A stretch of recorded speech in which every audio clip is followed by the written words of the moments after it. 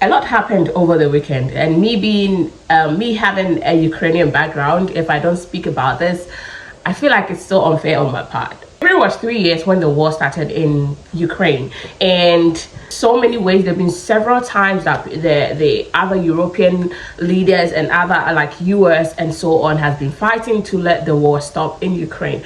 If you don't know anything about the war in Ukraine, in 2022 Russia invaded Ukraine, by attacking Ukraine, and so Ukraine started to go at war and so on.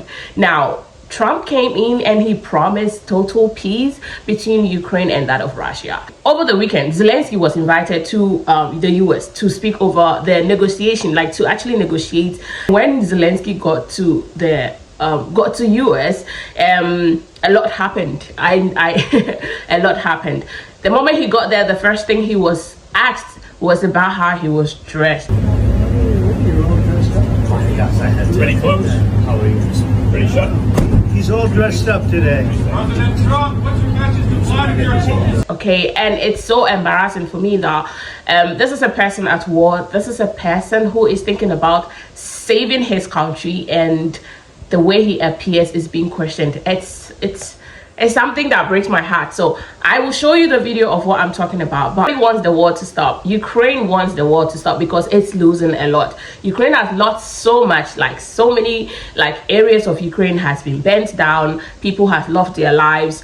And so many more. There are a lot of losses in Ukraine. So Ukraine really want the war to stop. And Trump promising that was a great thing. But here is the case that the negotiation between Trump and that of Zelensky couldn't go well. Everybody thought that this was going to be a done deal. Zelensky was just going to sign everything, and then the war, the peace negotiation will actually start. But unfortunately, that's not what happened. Zelensky actually got to the White House and a lot of things happened. Like, they didn't even allow him to speak. And the point he was making is that he is thinking about the people. He can't just sign something today that will affect the future of the country tomorrow. This is a person who has kids. In as much as he is a president, he has children. So he's thinking about the future of the country. Because he knows that definitely his kids are going to grow in that country, and so if he doesn't make better decisions now, it means his children, the future children of Ukraine, are really going to suffer. So this is a man who is fighting for security for the country, because they say, Trump says, I am going to stop the war. Yes, indeed, we Ukrainians want that. But then Zelensky is asking for protection. Zelensky is just saying that I need guarantee that whenever the war ceases, I will have total security. It's not going to be like I'll wake up one day and there are missiles all over again. It's not going to be like one day is going to come and we will start this war all over again. Not forgetting, this war has been there since 2014. Okay, so, and within this period, Zelensky himself have ever had negotiations with Putin, of which Putin never kept the promise. So the problem here is that Zelensky is needing assurance. Zelensky need assurance that if Trump should let Putin stop, right? How sure is he that one day Putin is not going to come back? Remember, Trump is not going to be in office forever. So if, let's say, Putin is accepting to stop the war because of the friendship or whatever they have between he and that of Trump will definitely leave office. So if Trump leaves office, what happens to Ukraine?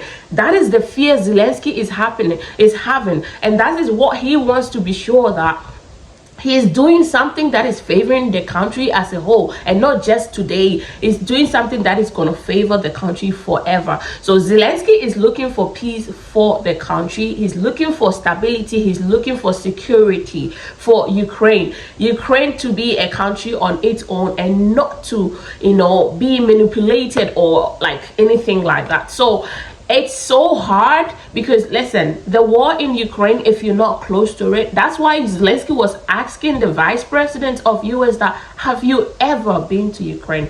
Why he asked that question is, if you're not there, you don't understand it. If you're not close to it, you don't understand it at all. There is this adage in Ghana that we normally say, and it's like, I'm the one with the fire, so I know how it's burning me. Like, that is how I can say it in English, all right? But Guys, if you're not in Ukraine, you don't understand. I know people 3 years back. These are people that were living their lives. These are people that were going up and down like with the normal day lives, and today because of the war they had to go fight, and in the process they've lost legs, they've lost hands, they've lost arms, and so on. So today these are people that were very okay 3 years ago, and within the face of 3 years these people are classified as disabled now because they don't have legs, they don't have hands.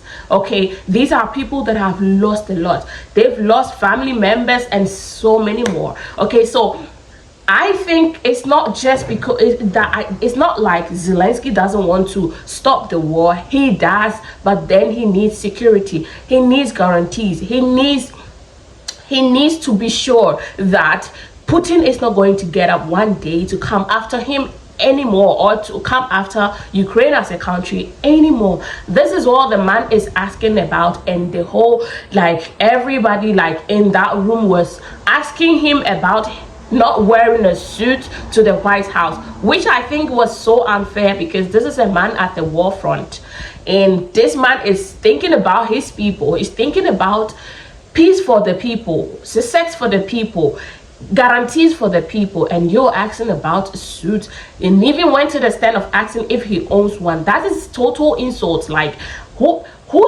can't buy a suit? Who can't buy a suit?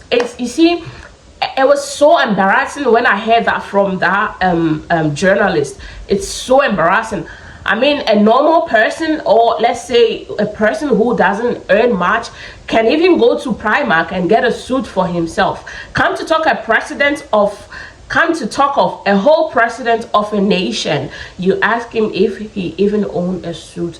For me, I think that was a total disgrace. It was a total insult to the image of Zelensky. And as Zelensky answered, guys, he answered that it's a costume. So definitely I will wear a costume to celebrate if the war is over, but until then I'll be in my war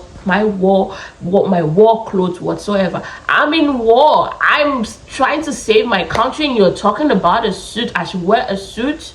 These are the same people. If Zelensky had been wearing suits to every occasion, people will sit and say he's using the money that people and the other countries are giving him to, look good, to, buy suit and other things. This is a person that is fighting for peace. So guys, it hurts me, it breaks my heart as a person that comes from Ukraine, as a person that has a Ukrainian background. It really hurts me that our president was treated this way in the eyes of everybody in the whole world. It's terrible.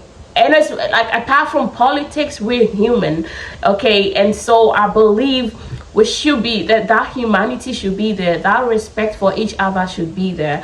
And when we put politics aside, we're all human beings. So I don't think it was so nice for a whole country's president to be treated as he was, okay? And I just had to clear this off my chest, because it hurts me.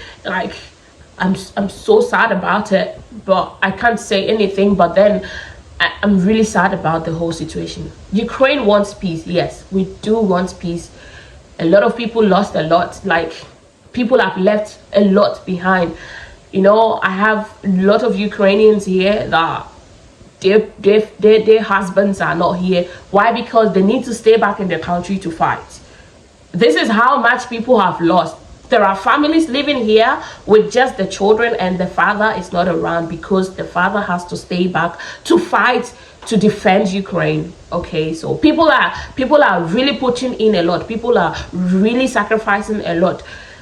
And Ukraine cannot just go and sign the negotiation, or go under negotiation that he feels his future is not guaranteed. Okay, Putin has overturned negotiations several times. So I'm gonna leave the video, just listen to it, because if I keep talking about it, I'll get so emotional. So that was it about my Ukrainian side. Let me know if you want to keep getting updates about what happens, because I hardly do such updates. So let me know if you want to know more. I'll keep track and bring you updates about what happens here in Scotland, in Ukraine. Didn't exchange prisoners. We signed the exchange of prisoners, but he didn't do it. What kind of diplomacy, JD, you are speaking about? What do you mean? I'm talking about the kind of diplomacy that's going to end the destruction of your country. Yes, but if you Mr. are President, not Mr. President, with respect, I think it's disrespectful for you to come into the Oval Office and try to litigate this in front of the American media. Right now, you guys are going around and forcing conscripts to the front lines because you have manpower problems. You should be thanking the President for trying to bring an end to this conflict. Have you ever been to Ukraine that you say what problems we have? I have been to. Come once. I've actually watched and seen the stories, and I know what happens is you bring them on a propaganda tour of America and attack the administration that is trying to prevent the destruction of your country. A lot of questions. Let's start from the beginning. Sure. First of all, during the war, everybody has problems. Even you, but you have nice ocean and don't feel now, but you will feel it in the future. God bless. You don't know that. God bless. God bless. You will not have a war. Don't tell us what we're going to feel.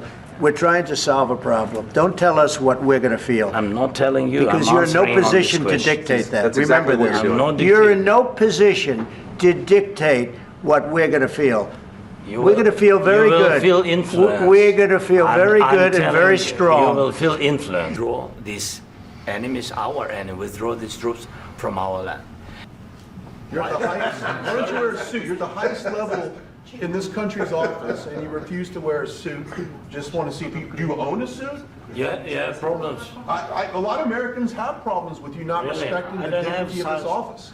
I will wear a costume after this war will finish. Okay. Yes, maybe one. Maybe something like this? something like Yes, yours. sir. Yes. That'd be great. Maybe something better. I don't know. We will see. Maybe something cheaper than yeah. Thank you. Thank you. Thank you. It's your time with Celine here, and I'm out. Bye.